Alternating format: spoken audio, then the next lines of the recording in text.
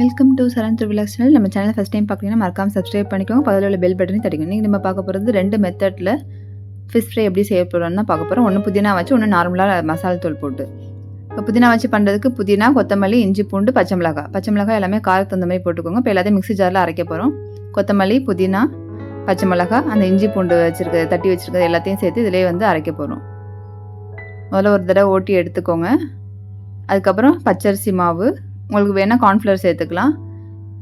கொஞ்சோண்டு மல்லித்தூள், கொஞ்சோண்டு குழம்பு மசாலா. ஆல்ரெடி வந்து நம்ம வந்து பச்சை மிளகாய் போட்டிருக்கோம். ஸோ கொஞ்சமாக போட்டால் போதும். தேவையான அளவு உப்பு போட்டுக்கோங்க. கொஞ்சோண்டு மஞ்சத்தூள் எல்லாமே இதிலே போட்டு நல்லா கிரைண்ட் பண்ணிக்கோங்க. அப்போ தான் இந்த மாதிரி வரும். நல்லா நைஸாக அது மாதிரி கிரைண்ட் பண்ணி எடுத்துக்கோங்க. நம்ம கழுவி சுத்தம் பண்ணி வச்சுருக்க மீன், இன்றைக்கி நான் யூஸ் பண்ணியிருக்கிறது வந்து ஜிலேபி மீன் தான். உங்களுக்கு எந்த மீனில் வேணால் நீங்கள் யூஸ் பண்ணிக்கலாம். இப்போ நம்ம அரைச்சி வச்சுருக்க மசாலாவை நல்லா மீனில் வந்து நல்லா தடவி ஊற வைக்கணும். ஸோ மசாலா எல்லா பக்கமும் நல்லா படுற மாதிரி நல்லா தடவி வச்சுக்கோங்க. மீனை நல்லா மசாலாவோட பிசைஞ்சு வச்சுக்கோங்க. பிசைஞ்சு கொஞ்சம் நேரம் அப்படி தட்டில் வச்சிட்டிங்கன்னா நல்லா காஞ்சிடும். வெயில் அடித்தா வெயிலில் வைங்க, இல்லைன்னா ஃபேன்களே காய வைங்க. இன்னொரு மெத்தடில் எப்படி மீன் செய்ய போகிறோன்னா அதே மீன் தான்.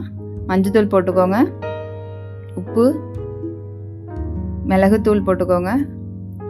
மிளகாத்தூள், குழம்பு மிளகாத்தூள் தான் நான் போட்டிருக்கேன், தனி மிளகாத்தூள் நான் போடலை. பச்சரிசி மாவு, ஒரு 1/2 லெமன் வந்து நான் பிழிஞ்சிருக்கேன். உப்பு, மிளகாத்தூள்லாம் வந்து உங்களுக்கு காரத்துக்கு தகுந்த மாதிரி போட்டுக்கோங்க. போட்டு நல்லா வந்து மீனோட நல்லா பிசைஞ்சு எடுத்துக்கணும்.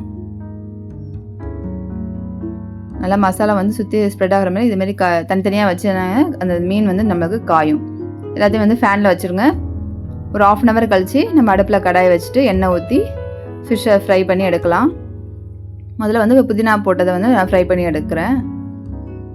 ஸோ நல்லா வந்து மீடியம் ஃப்ளேம்லேயே வந்து வச்சு ஃப்ரை பண்ணுங்கள். இந்த மாதிரி நல்ல கலர் நல்லா கொடுக்கும். நம்ம எந்த ஒரு கலரும் ஆட் பண்ணல.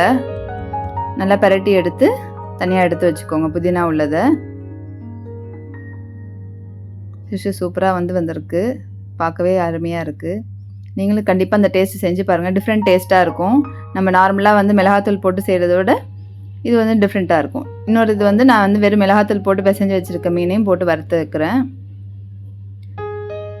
பாருங்கள், ஃபிஷ் ஃப்ரை ரெடி ஆகிடுச்சு. செஞ்சு பார்த்துட்டு எப்படி இருக்குன்னு எனக்கு கமெண்ட் பண்ணுங்கள். தேங்க்யூ. நெக்ஸ்ட் வீடியோவில் பார்க்கலாம்.